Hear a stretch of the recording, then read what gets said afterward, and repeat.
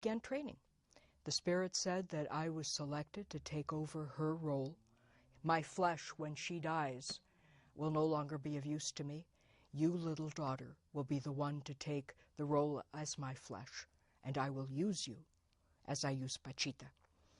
And I began training and worked with Pachita for 14 months, convinced this had to be from God. As a medium or a psychic surgeon? I was working as a medium, but here's the interesting thing. Pachita had prophesied that I would be a full trance medium and operating as a psychic surgeon within a given period of time. And I could see the Spirit standing around.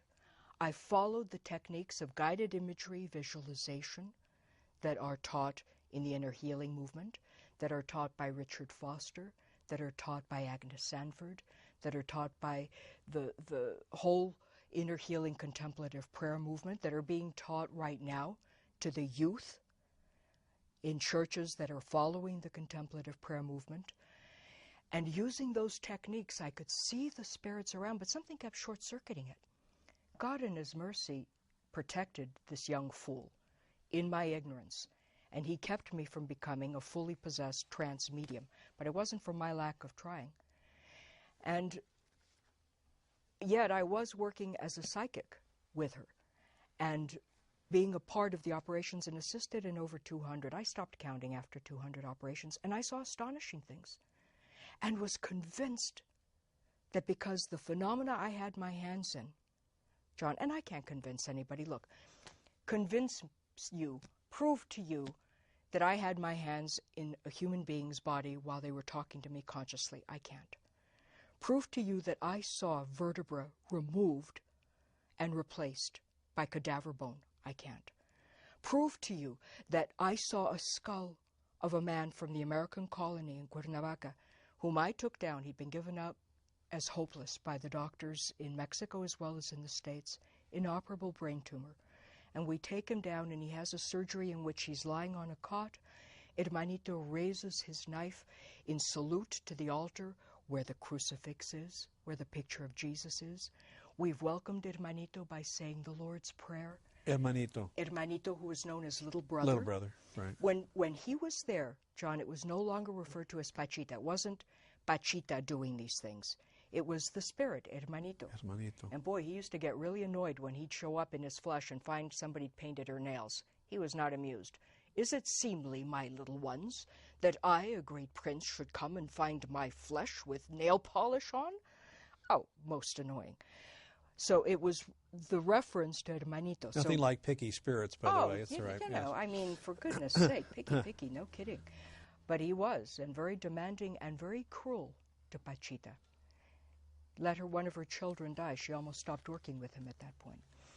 But he is laying out on this cot, this man with the inoperable brain tumor. Hermanito, through Pachita's hand, but Hermanito, the Spirit, raises the knife in salute and then plunges it into this man's skull while he's awake, while I'm speaking to him, opens it up, reaches in and pulls out a revolting mass. No, there were no long sleeves. Right. No, there were not little pockets hidden which these things were being materialized from. No, there were no little fake thumbs of betel nut juice pretending to be blood. No, there were no chicken gizzards brought in. John, I often set up these operations and was with Pachita all day long before the surgeries. There was none of this. Opens up the man's skull, pulls out the tumor. The smell, the stench fills the room. As I'm speaking to the man, suddenly his eyes are completely crossed, and he's saying to me, "This is so weird. I can feel Pachita's hands in my head, but I can't see. Things are blurry." And I look at his eyes, and Hermanito says to me, "Little daughter, look at this man's eyes." And I did, and they were totally crossed. And he said, when I told Pachita, Hermanito, this, he said, "Well, that certainly won't do, will it?" And he sticks his hand back in the man's skull, fiddles around, and I watched, John, as the man's eyes straighten back up to normal again. He passes his hand over the skull. The wound is healed. Bandages him up. That brain tumor was gone. I checked on this patient as well as many others as I could follow up on.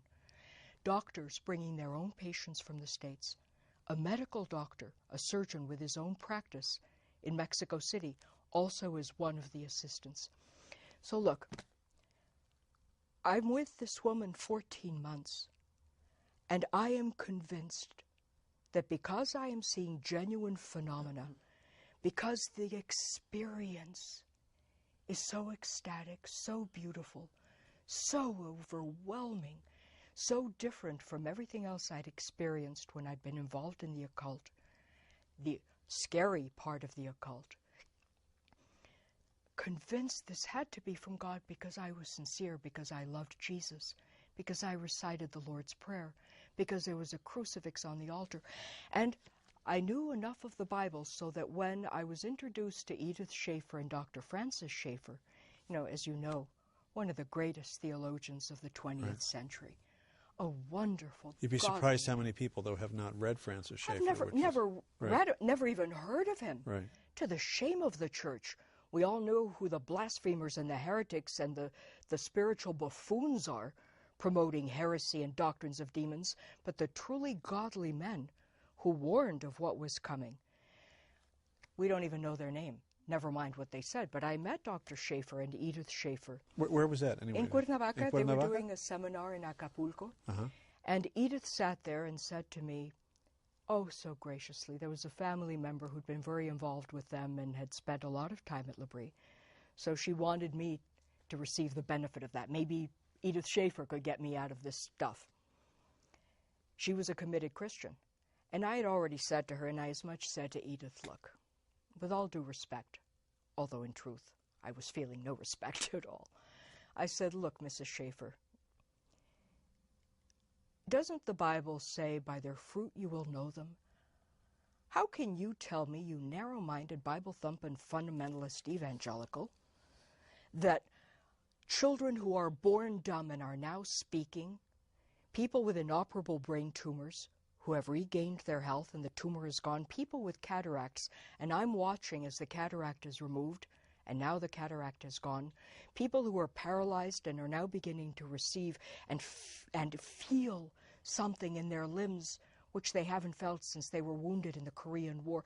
How on earth can you tell me, you narrow-minded Bible thumper, that these things are of the devil? Come on.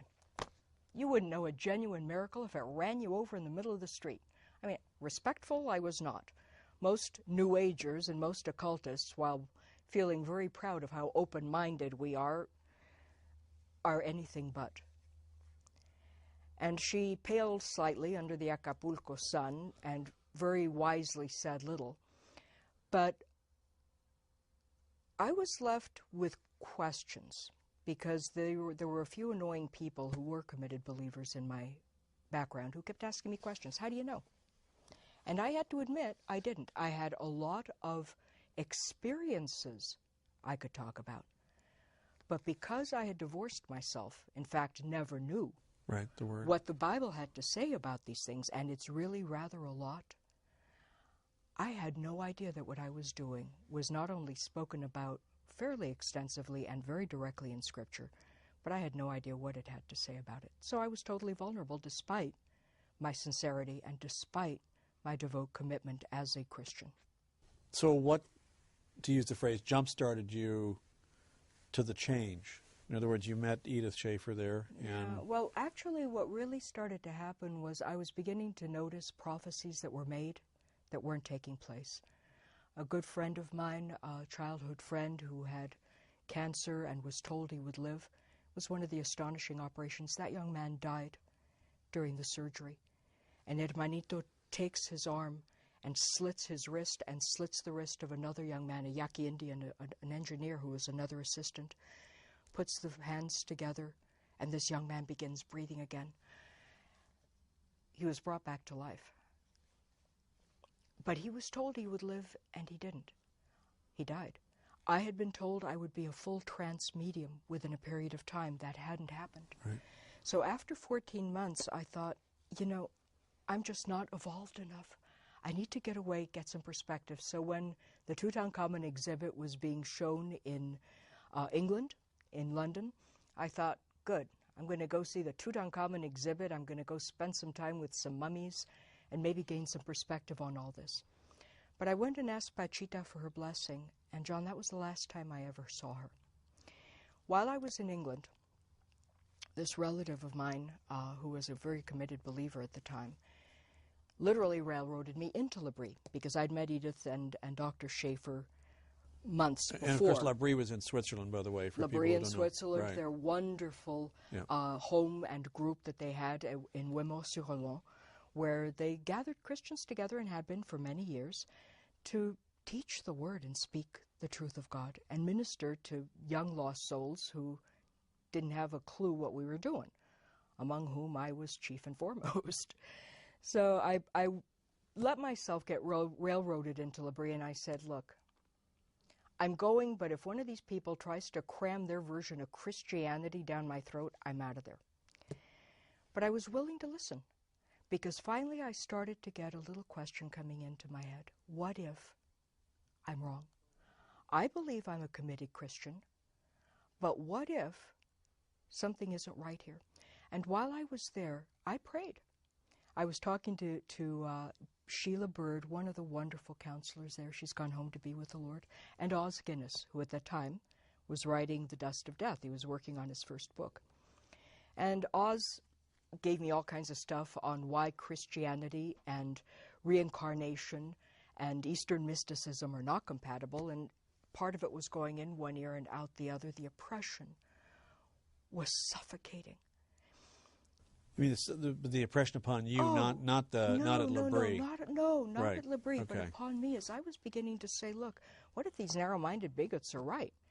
What if somewhere in there I'm following the wrong Jesus?